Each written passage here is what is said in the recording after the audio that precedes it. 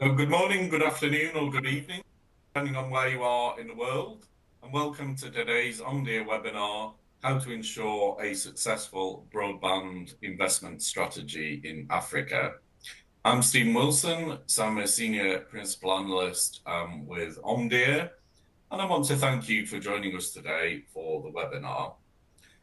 We have just a few announcements before we begin. So this webinar is designed to be interactive. The dock of widgets at the bottom of your screen will allow you to learn about today's speakers, download resources, share this webinar via social media outlets, and ask questions. Lastly, if you are experiencing any technical problems, please click the help widget found at the bottom of your screen.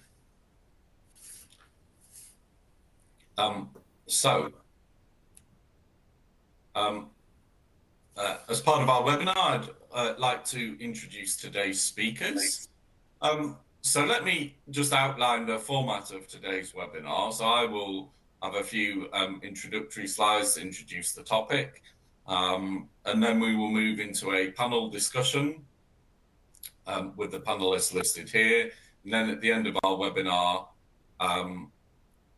there will be a question and answer session with questions from the audience. So for today's speakers, panelists, well, firstly, myself, Stephen Wilson, so I'm a Senior Principal Analyst at OMDIA, covering the broadband space. We have Juanita Clark, who's the Chief Executive Officer at the Digital Council Africa. We have Joanna Millie Mbella, who's the Director Fibre Broadband at Axion Telecom. We have John Omo, who is the Secretary General of the African Telecommunications Union. We have Dr. Sunil Pialal, who is Executive Network Architecture and Modeling at OpenServe in South Africa. And we have Pa Torre, Quality Assurance Directorate, Monitoring and Evaluation for GAMTEL. So thank you to all our panelists and participants for joining today. So I'll have a few slides here just to introduce the topic and some of the issues and challenges that we see and the current state of play with broadband in Africa. So in this first slide, we talk about how growing fixed broadband penetration in Africa will bring a wide range of benefits. So higher fixed broadband penetration is strongly correlated with higher total data usage in African countries. So that's what we show in the chart on the right side. The chart is total, so fixed plus mobile data consumption per head of population per month. So that you can see in the x-axis, the horizontal axis. And on the vertical and the y-axis, you have fixed broadband subscribers as a percentage of households, so fixed broadband penetration. And this is for selected African countries, the countries where the data is available for 2Q 2024. And you can see there is a very strong correlation. So in those countries with higher fixed broadband penetration, you have much higher total data consumption. There is a clear relationship there. And this reflects the fact that fixed broadband connections, the technology can offer, in some cases, particularly with wireline offers, basically unlimited capacity, so unlimited data offers. These are offers that can easily be shared via Wi-Fi across different individuals, across different devices. So that can also help boost the consumption. So fixed broadband is really important for driving total data traffic. And another point here is that driving fixed broadband penetration will ensure total traffic levels in Africa catch up with wealthier markets. So the figures we see in the chart on the right side are quite a lot lower than we would see in the wealthier markets. And really, let's say in regions like Europe, typically you would see sort of 85–90% of the traffic is on fixed line networks. So if in Africa, traffic on fixed line networks grows, that will make those countries resemble more the wealthier markets where fixed line traffic is already a significant majority of the total. Now, it's also worth noting that higher broadband usage can deliver a wide range of economic and societal benefits. So we'll discuss that a little bit in our panel session. But here we're thinking about things like fixed broadband connections are a necessity for many enterprises. Difficult for enterprises to rely on purely on mobile connectivity in a lot of cases. And fixed broadband is also needed, for instance, for schools and for other public buildings. So that's a little bit about the benefits of fixed broadband. Now, in terms of a little bit of setting the scene as to where we are today in Africa, so fixed broadband penetration, fixed broadband speeds remain quite modest in some African countries. So the chart on the left side, this is fixed broadband subscribers as a percentage of total country households for selected African countries. So that's for 2Q 2014. And you can see there is a big variance here. So in the North African countries, so you can see Algeria, Tunisia, penetration is really pretty good. A lot of emphasis has been placed on ensuring there's very high coverage with quite low prices. And that helps to explain the high figures in those countries. I think elsewhere the figures are considerably lower. And you can see towards the right of the chart a lot of countries where fixed broadband household penetration is sort of low single-digit percentage of households. And that isn't, I don't think, just a reflection of income levels. So if you were to look at some countries with similar income levels outside of Africa, so I'm thinking of countries like Nepal, for example, or some countries in Central Asia, even with similar income levels, the fixed broadband penetration levels can be considerably higher. So this is a challenge. One of the things that needs to be done, I think, is to drive fixed broadband subscriber take-up. Now, at the same time, what about the quality of broadband connections that are already out there? So that's what we show in the chart on the right side. This is median fixed broadband download speeds by selected country. This is from UTLA, the testing and measurement company. So you can see the non-African countries are marked on the left side of the chart, the African countries on the right side. And you can see in a lot of the non-African countries, the median speeds are already hundreds of megabits per second, even above 200 megabits per second. And again, that isn't necessarily just a function of income. So we can see Thailand there, the speeds, median download speeds well above 200 megabits per second. And there are other examples as well. China, again, over 200 megabits per second.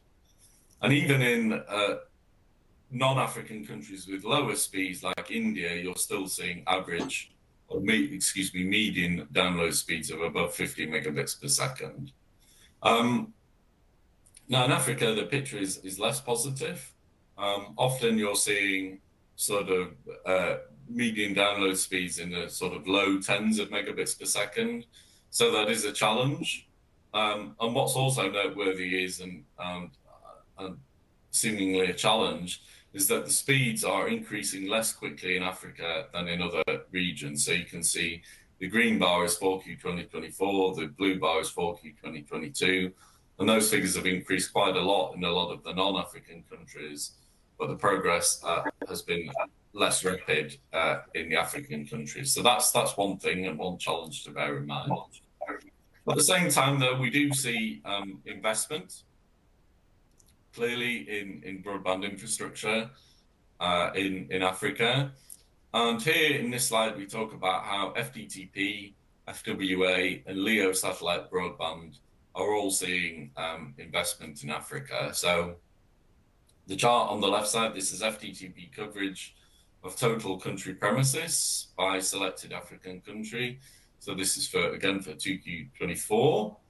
Again, there's quite a lot of variance here. So in North Africa, the coverage level sort of 30% plus in some of the countries there. Initially, the focus was on DSL, but over recent years, a substantial amount of fiber has been rolled out. Then we see in West Africa, it's become something of a hotbed for fiber to the home investment. Senegal leading the way there, but there are other countries where there's been considerable investment in fiber to the home in that region. South Africa also with substantial investment in fiber to the home, where perhaps in aggregate there's been somewhat less progress is maybe a little in East Africa and Central Africa. And you can see in some of the countries marked here, so fiber to the home coverage is a low single-digit percentage of total country premises. Again, it's worth noting that this is not necessarily a function purely of income. So if you were to look outside Africa, again, at countries of similar income levels, often these figures in terms of fiber to the home coverage can be considerably higher. So I'm thinking Nepal is a really good example of that, but and other countries in Southeast Asia as well.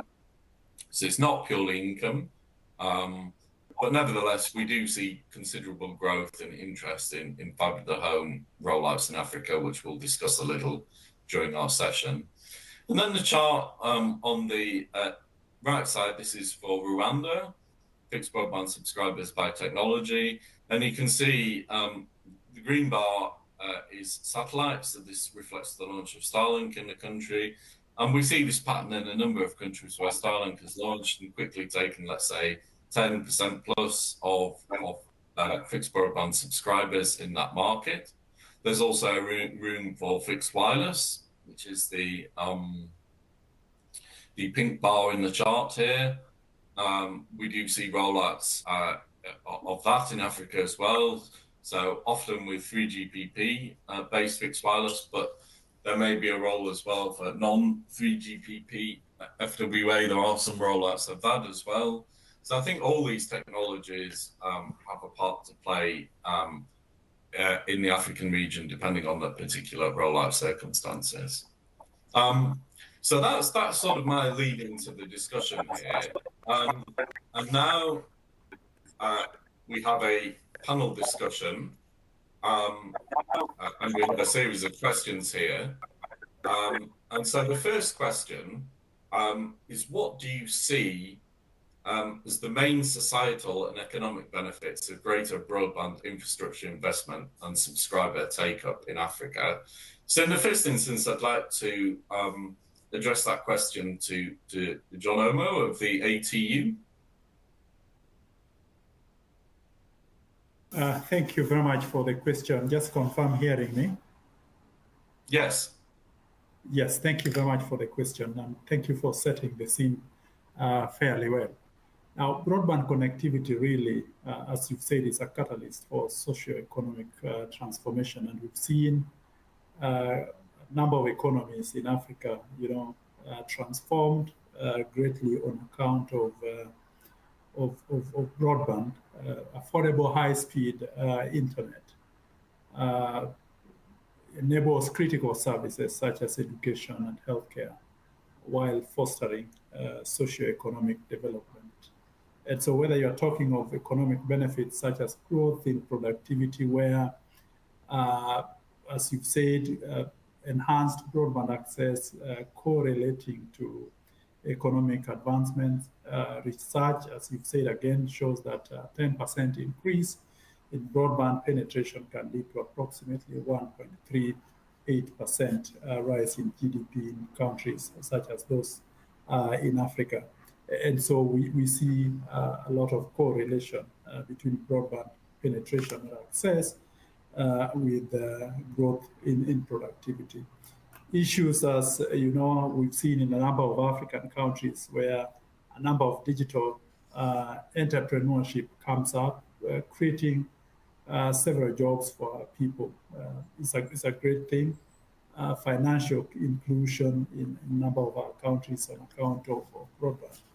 And if you go to societal benefits such as e-health, e-education, e-agriculture, e-government, so the opportunity that broadband offers to our people for purposes of accessing educational material or healthcare, whether telemedicine or health information systems, leading to improved healthcare delivery, more so in areas such as remote parts of Africa, is something that we've seen and we should encourage. Uh, Government services increasingly are getting onto the e-platform. And so whether it's e-filing or just accessing various government services on account of broadband penetration. And so we see a number of benefits on account of broadband penetration in Africa, and hence bridging, rural urban divide that we've seen in the past. So tremendous economic benefits on account of broadband access in the continent. Thank you. No, that's really interesting, and a whole range of benefits there. So I'd like to pose the same question to Joan from Axiom Telecom. Do you have any comments here, Joan? Yes, good morning, everyone, and thank you again, Wilson, for the presentation and to give us the opportunity to discuss this important topic, investment in fiber broadband in Africa.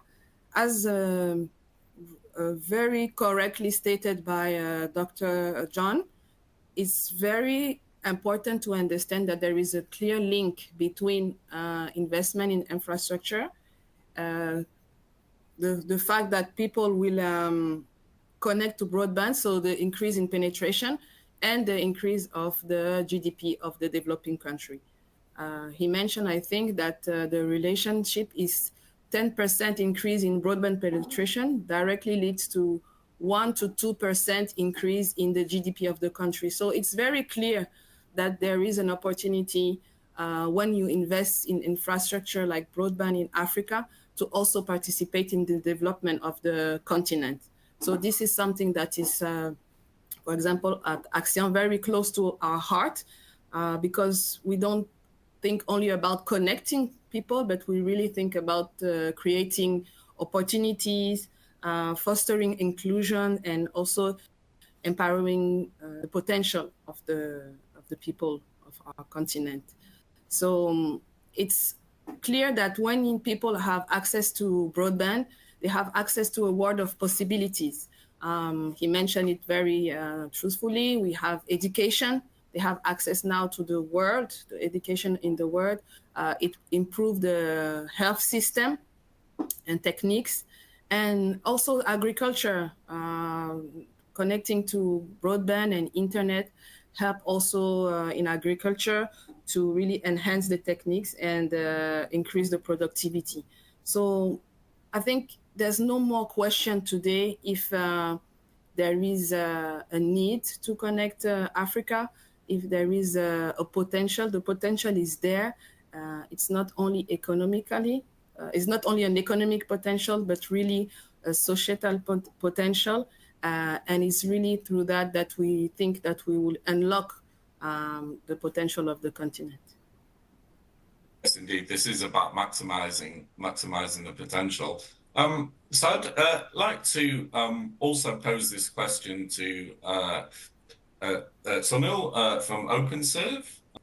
So what do you see, Sunil, as the main societal and economic benefits of greater broadband infrastructure investment and subscriber take-up in Africa?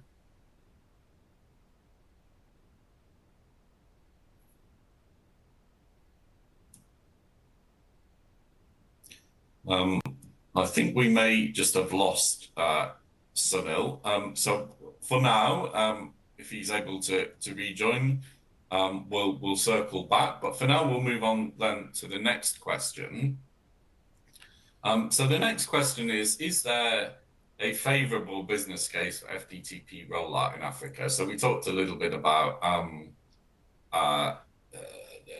some of the investment that we're seeing in the different regions of the country.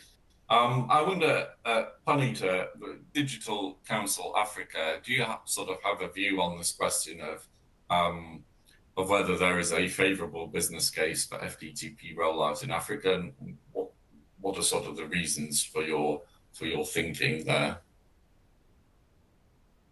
Good morning, Stephen, and good morning, colleagues. Yes, absolutely. I think, fibre in general plays a critical role when it comes to providing connectivity, whether, it's backhaul infrastructure to towers and base stations, or, to enable, fibre to the home services, or whichever other, connectivity methodologies, we refer to. I don't think as a continent we can,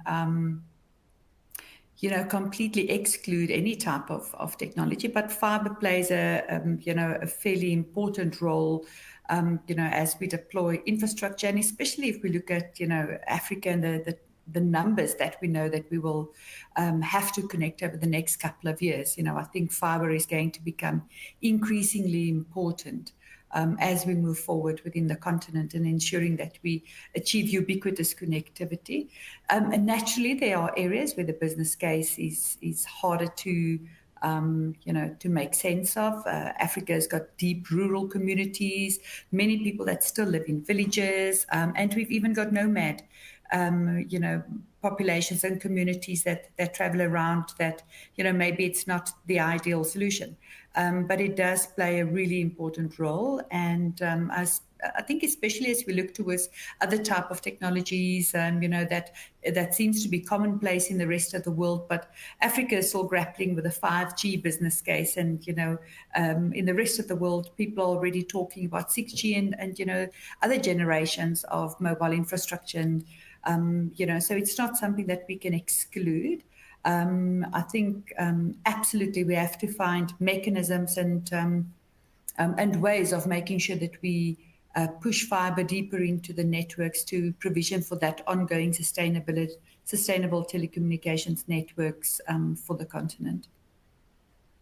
Yeah, so it's clear that fibre has a role, as you say. I wonder, Joanne, what's sort of your view on this and Axion Telecom? Is there a favourable business case for FTTP rollout in Africa? Yes, we truly believe at Axion that the business case is favorable, and we see that through many factors. The first thing is the demand. The demand is increasing in Africa for broadband connectivity, high-speed connectivity. We have a middle class that is growing.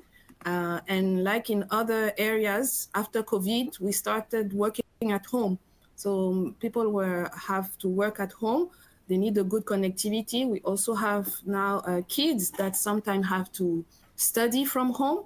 And also, in the continent, regarding businesses, we have a big proportion of enterprise that are informal, that need also now to step up and to also reach this digital world. So all the SME and SOHO sector, they are also the ones that are now in need of high speed and connectivity. So the demand is there, it's increasing. Beside that, it's still a green field here in Africa. We saw in your presentation earlier that I think the country in Africa, in the sub-Saharan Africa, that has the most penetration of broadband, if you look compared to the population, was not more than 20%. So there's still a lot a lot of opportunity that are untapped, and there's to catch. Another thing that we see is that the government now and all the entities like World Bank, IFC, they are also investing to help the digitalization of the continent. So this is also something that is in favor of the business case of the broadband in Africa. Of course, there are challenges. To roll out fiber network, it requires CapEx, so big CapEx upfront. The ARPU is a little bit lower also than in Western countries. And also the regulatory area is still to be worked on. And so we can have also government helping to that development. But the things are very favorable, I think, on the continent. Yes, I agree. I do feel there is a role for fibre to the home here, and I always think that the fundamental business case can be quite attractive. We do see that, as I noted, that fibre to the home coverage in countries with similar income levels to those in Africa, but outside of the continent, often the fibre to the home coverage is considerably higher than in Africa. And I don't think there's any fundamental reason why that has to be the case. I think cost per premises passed in Africa are on the low side. I think a lot of it is down to experience. The more you roll out, the more you can get benefits of scale, the more you can further reduce your costs, the more you learn how to sell this. So I think a lot of it is about starting off, actually.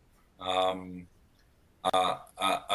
once you go down that path, I think the evidence is quite strong, actually, that it gets easier. Certainly, you look at multiple operators, even as they move into less dense areas, their cost per premises passed go down simply because they've got more experience of what are quite complex construction projects.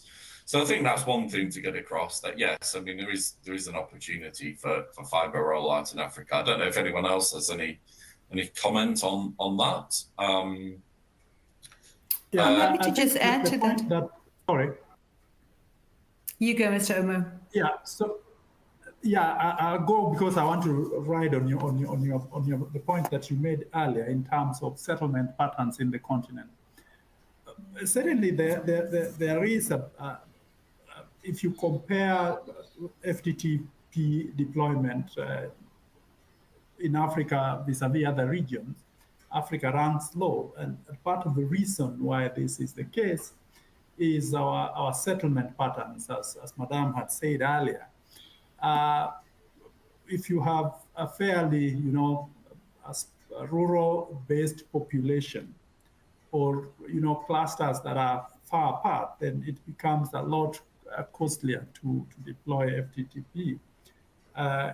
But the case is that Africa is urbanizing pretty quickly in terms of our settlement patterns, and you see huge apartments coming up. And so this provides, as was said earlier, a growing middle class. So that provides a fairly good business case for FTTP deployment, because people are getting to live a lot more in clusters as opposed to sparsely populated areas.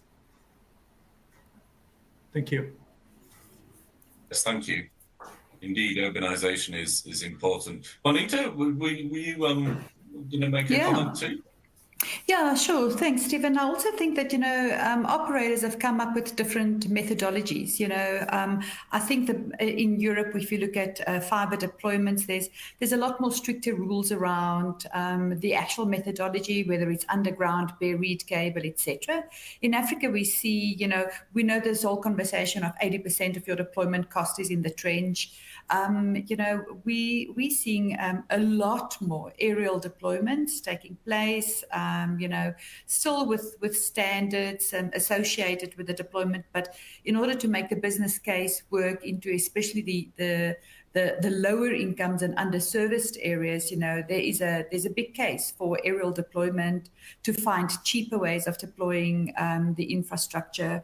And we're certainly seeing that, we've got some form of density that have been achieved in South Africa, and companies have been honing their skill now on trying to, connect that next 12 million homes, and finding more effective and financially feasible ways of connecting lower income areas. And certainly those communities don't necessarily mind about having aerial cable. Do I wish we could trench everything? Absolutely. Is it financially feasible, and does it make the business case work to trench everywhere? Unfortunately, it doesn't. So we have to look at those methodologies that make more sense in other areas. Yeah, no, absolutely. It's worth noting as well. I mean, here I am in the UK, And it's a discussion in the UK as well. Some of the operators do aerial fibre to the home here. It's not just a lower income thing. It's everywhere really. Aerial is a really important consideration because it does reduce the cost substantially. Okay, well, the next question here is what do you see as the role for fixed wireless access and satellite broadband in Africa? So, John, do you have some thoughts on this question? Thank you very much for the question. And certainly, I think fixed wireless access and satellite broadband play crucial and complementary roles in expanding internet access, especially to areas where traditional fiber and cable infrastructure have been limited or expensive to deploy. And so, the achievement of universal internet access in Africa is largely attributable to these two technologies. In terms of the sort of advantages, last mile connectivity for fixed wireless being, using mobile technology to deliver broadband to homes and businesses for fixed wireless access. Advantages like rapid deployment, affordability of its affordability.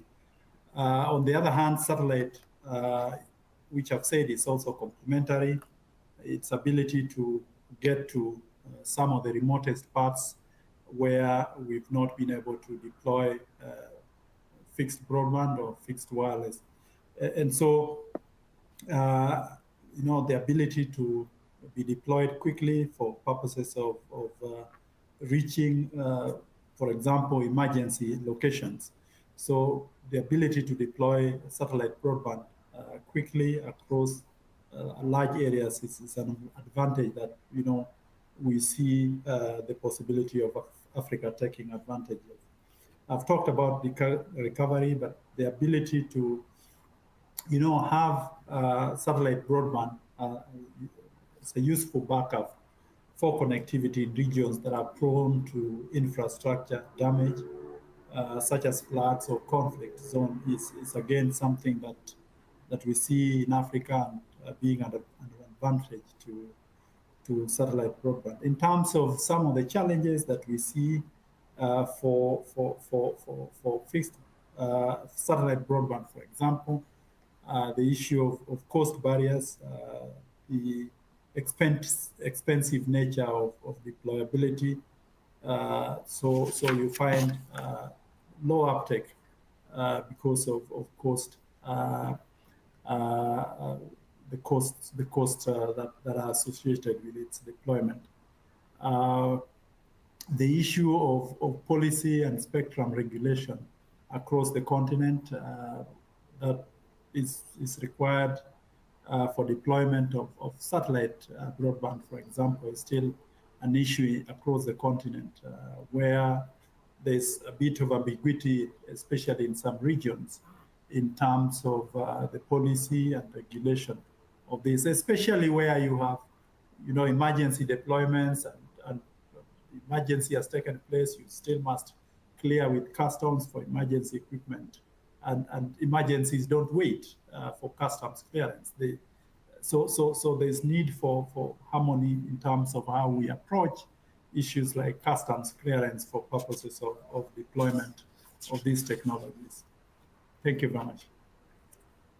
That's really interesting. I'm fascinated by the network resilience point, for example. So, Joanne, do you have any thoughts on the role of FWA and satellite broadband in Africa? Yes, I'll say that I think Mr. Omo said a lot of truth and what we are facing actually.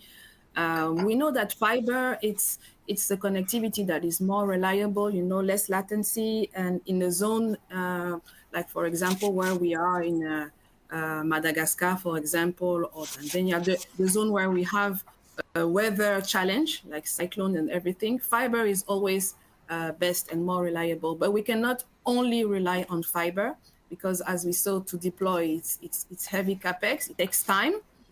So I think, and in our opinion, those technology are more in a complementary role. So FWA will be something that you will use as an agile market entry tool, because the deployment is more easier, less time, and it can help you to have a presence where you don't have fiber yet, and you start monetizing there. After that, satellite, we use it mainly for B2B services as a redundancy also. But we saw now LEO is taking a big place in Africa. We saw Starlink already having contract with Orange and Airtel. So we see it's coming as a big opportunity also to extend the connectivity where we are not having fiber. And the other thing we will say is that together, all those technology allow actually the operators to respond to the demand that is there, to reduce the CapEx risk, and to meet all the access and goals of connectivity. So the summary is that we have to see it as complementary tools for connectivity and broadband connectivity. That makes a lot of sense. Bonita, do you have any comments on the role of FWA and satellite broadband in Africa? Yeah, I think Mr. Omo and Joanne certainly covered it really, really well. I think it's hard to add to what they're saying.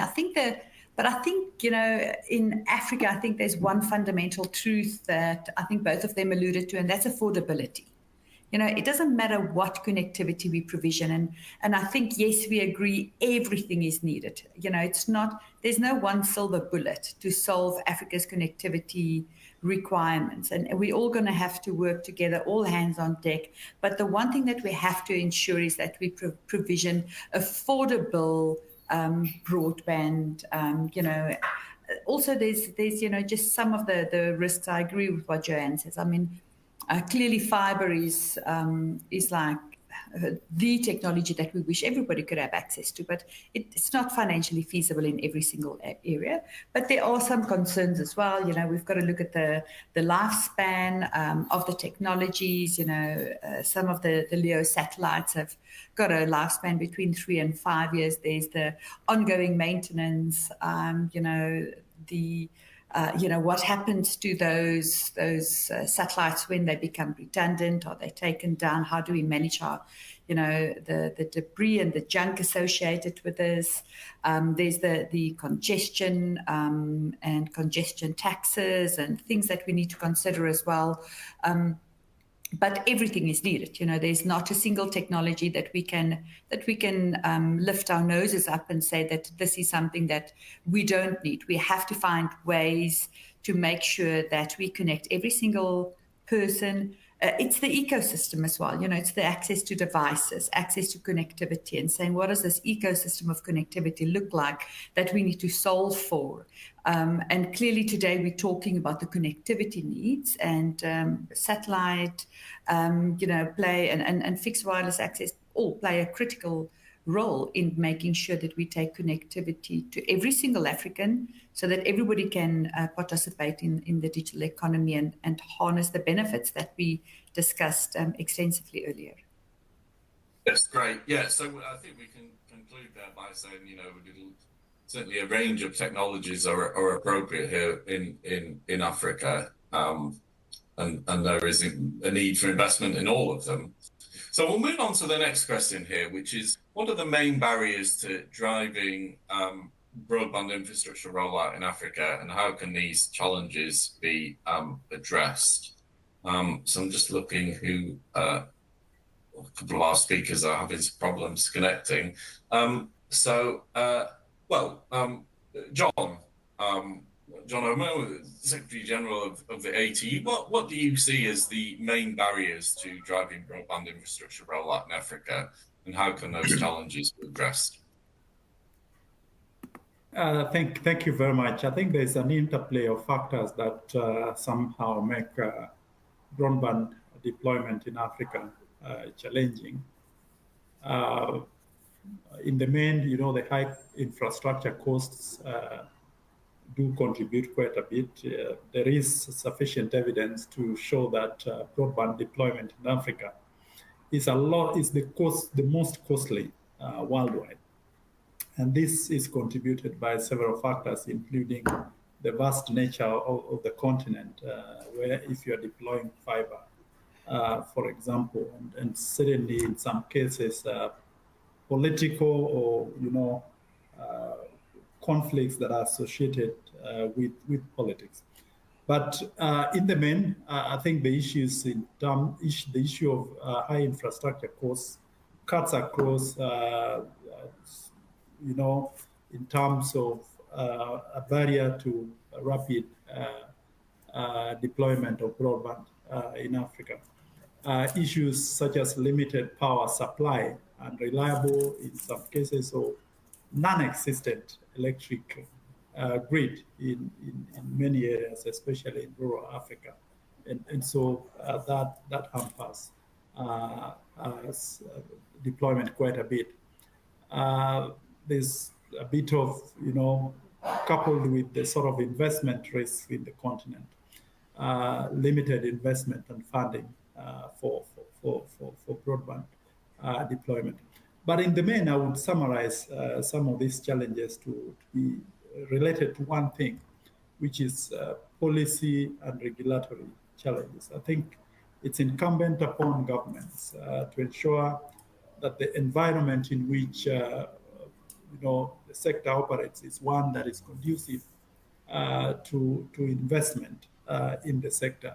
So be it an issue of high infrastructure costs, we could facilitate public-private sector investments through appropriate policies, use of alternative technologies and infrastructure sharing, industry coming up with infrastructure sharing amongst various telecoms operators, and even across sectors such as,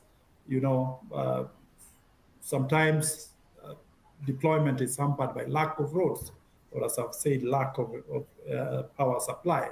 And so the planning process of various, for deployment of various utilities need to be seen to be integrated in such a way that when we deploy, or rather when we build a road, we are able to foresee that there will be need for electricity here, there will be need for a fiber link here. Sometimes you see today one fiber company cutting one side of the road, and the following day the same. If we were to, come up with policies that encourage infrastructure sharing, so that once, as you're building a road, there's one common duct that each company can use for purposes of deployment.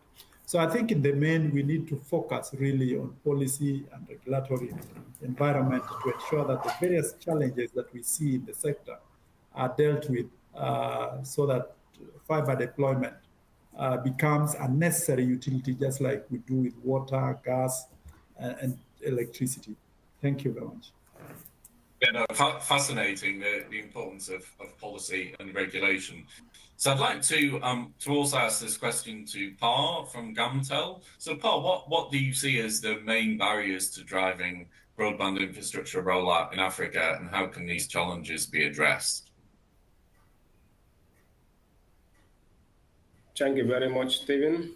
Good morning, colleagues. Brilliant thoughts. Audience, many thanks for joining. I think John has already highlighted some of the main challenges within the African continent in terms of broadband infrastructure rollout. Regulatory bottlenecks are one of the key challenges that we face as operators in Africa. As we know, telecoms is capital intensive, and access to investment, it's another major challenge, as well as with coordination within the stakeholders, because many a times there are infrastructure, and for example, you're rolling out infrastructure rollout, and then you have challenges in terms of getting right-way access on time and other necessary utilities, it becomes a challenge.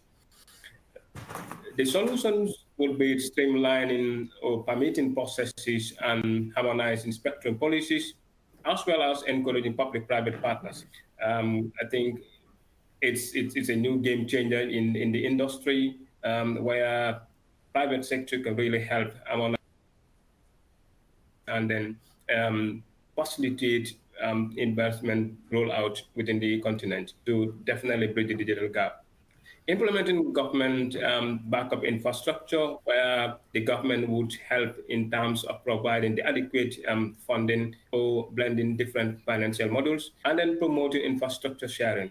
As you said, of course, there are challenges where you want to roll out fiber and then getting access to some of the infrastructure in terms of ducts, poles, and then towers. It's a challenge. But if there are coordination within the stakeholders, I think that would be definitely helpful. The key point here would be, how do we align broadband rollout with national development plans and other planning processes to really enhance infrastructure rollout? Thank you very much. Yes, thank you. And yes, this coordination is certainly a really important topic. So I'd like to pose the same question to Bonita. What from the Digital Council Africa, what do you see as the main barriers to driving broadband infrastructure and rollout, and how can these challenges be addressed? Sure. Of course, there's also other, I think both Pa and Mr. Omo have made like a really good points, but I think there's also, there's demand. We need to start stimulating demand for these services, and it's really possible because, Africa will have the youngest population in the world, in just a couple of years' time. So we've got, and it continues to grow. There's a lot to be said for the continent. I think financial constraints, countries are faced with limited financial resources to invest in large-scale, digital infrastructure projects. And I think countries, and especially emerging economies, battle other social problems. That means that their focus is sometimes diluted, and they need to make sure that they handle, some of these larger things. COVID, for instance, placed a tremendous financial strain on many African economies, and many of the economies are still recovering from that. There's a lot of socioeconomic disparities, cultural and linguistic challenges, and also just general lack of awareness. I think we've made great progress, but I think we still need to get our governments to really buy in and get governments to understand that the very thing that sometimes take a back seat in terms of, investments or getting into PPPs are also the thing that potentially, ironically, can solve all their problems. If we think about access to education, and this, especially if we look at just the tremendous amount of growth in our young population, these young people need to be accommodated in universities. There's no physical space to accommodate our young people in universities anymore. We need them to start studying online. And how do we solve for that? In order to study online, you need access to connectivity, or we're going to have to invest in building more educational institutions. So where do we really want to invest in? Where is the future?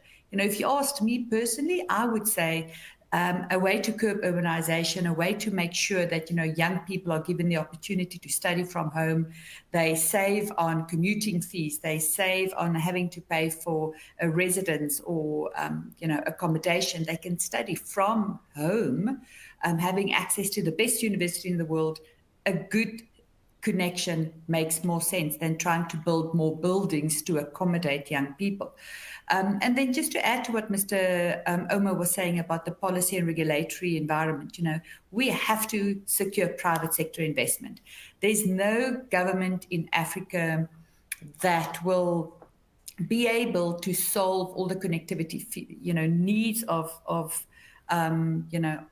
their respective residents. So how do we make our countries investable? And the really short answer to that is to have an effective and adequate regulatory frameworks, remove the bureaucratic hurdles, have greater harmonization, have more effective coordination, sort out some of the other issues that holds back, And then, of course, the one that we haven't spoken about, but that we have to solve for, is to make sure that we've got the right skills. The skills gap, in terms of people that can design, do the building and the construction, the ongoing maintenance of these networks, we have to invest in and eradicate the skills gap that's going to potentially hold us back, and make sure that we've got the right skills in place to help us move forward and get the construction done and whatever is necessary to build sustainable models, networks. No, really, really interesting. And my sort of comment is as well that for the private investors, I do think there is a positive business case here, and there are opportunities. So a lot of the work of the government is sort of laying the groundwork for that. Making it easy for private investors to invest their money. I think that's really important. So then there's the other side of the coin here, which is on the sort of the demand side. So I'd like to just ask part of this question. So what are the main barriers to driving broadband subscriber take-up in Africa, and how can these challenges be addressed? So what are your thoughts on this question, Pa? Thank you very much. I think broadband take-up in Africa, among the key challenges, it's the affordability of devices, access to CPEs. It's very, very expensive, and passing all that cost to the consumers, and many times becomes a challenge. And then Africa, as you know, there are digital literacy gaps, which is really affecting broadband take-up. And then also lack of relevant content or service within the continent, where you could really use in terms of getting consumers to really buy in. There are also lack of, excuse me, need among populations where, for example, how do you really market your broadband? Yeah, I think there's a lot of points. The device cost, content, as you said, is really important as well. I mean, my perspective, and we've written a little bit about this in our Africa Broadband Investment Guidebook, it's thinking of ways to offer these products and services to cater for the specific needs of the population. So things like prepaid broadband can be important, even pay as you go, pay per day, even pay per hour. So those kind of models to accommodate the specific requirements of subscribers in Africa, I think are really important. So we've got a final question here. So who is best placed to capitalize on the broadband opportunity in Africa? So standalone ISPs, what about MNOs? What about integrated fixed and mobile incumbents? Again, Pa, do you have any thoughts on this one? Yes, thank you. Well, I think MNOs currently are really leading in terms of broadband within the African continent. And then seems they are the best placed providers. We also have fixed wireless, which is very, very important. And I think, like John has already mentioned, it's a complementary solution to Africa, which even the MNOs are also leveraging on currently. There are new ISPs can come up with innovative and solutions, especially with an open access, for example, Wi-Fi hotspots in community areas. And I think needs for regulation support and easier market entry would also help in doing that.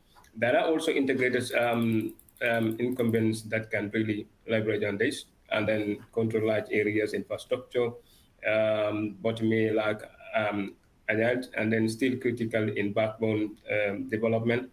I think basically encouraging a diverse ecosystem, no one size, as we always know, no one size fits all play model could definitely help. Thank you.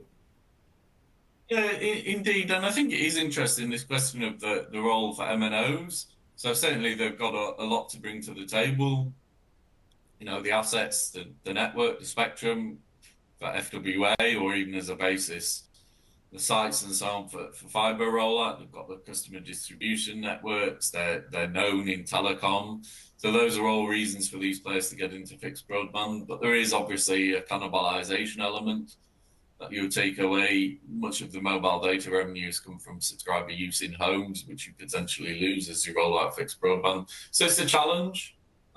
That's a challenge that I think operators, MNOs in all emerging markets face, really. I would say, you know, looking outside of Africa, in lower income countries, it does tend to be MNOs that are investing in fixed broadband access, not always. There are not that many new standalone ISPs. There are some in Africa, but just generally it's not that common. It does tend to be MNOs. But yes, it is a challenge to avoid this cannibalization aspect. So I'm just conscious of time here. We've got a lot of questions which we're not going to have time to address here. So we'll follow up on those. But one question we did have, which I might take a stab at, is what's sort of the most appropriate business model for broadband deployments in Africa? So is it wholesale only, vertically integrated? Well, I think again, you know, there's no one size fits all here. So certainly, if you were to look at Africa, markets like South Africa, wholesale only networks have worked pretty well. The take-up rates on some of those networks are good, with decent ARPUs as well. I think that as you perhaps move into lower income areas, it maybe gets a bit more challenging. You have to adapt the model a little bit. And then I think on a broad level, if you were to look at it sort of globally, I think in different emerging market regions, I think operators are always interested, or are increasingly interested in offering the vertically integrated operators are increasingly interested in offering wholesale access. Sometimes that's because they've maybe not met their expectations on subscriber take-up, and they need a bit of help in driving take-up, and they bring up another ISP onto the network in order to do that. So I think that's something that is not going away. So I do think you will see more wholesale. You might start off as a vertically integrated operator and only offering retail, but there's a possibility over time you start offering wholesale as well. So lots of different models, and that's a little bit some of the things that we're seeing in the different regions. Now we're pretty much at the top of the hour here. As I say, we had a lot of questions, which we will follow up on. But I think we've run out of time for today. So I would like to therefore thank everyone for your participation on today's webinar. So I also want to thank our presenters, so Joanne, Panita, Pa, Sunil and John. So our panelists, thank you very much for sharing your expertise with us.